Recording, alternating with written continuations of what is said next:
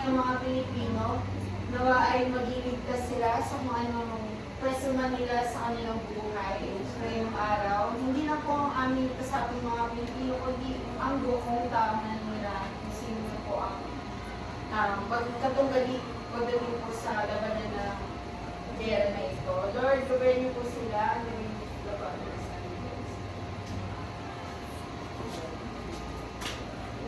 Thank you, class. God bless everyone. God bless everyone. Thank you, Warnie.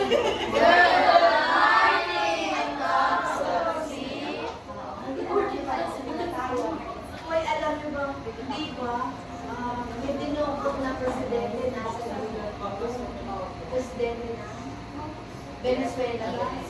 Oo, dinukot yun. Kasi ang Venezuela, mataas din magpatay ng gasolina. Unang halaga. Oo, nag-aabang. Sinrap naman eh.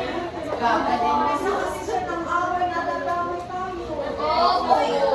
Uy, akala niyo, hindi tayo nadadamay, nadadamay tayo. Kaya ngayon. Halimbawa, tricycle driver ng tatay mo, hindi ba affected?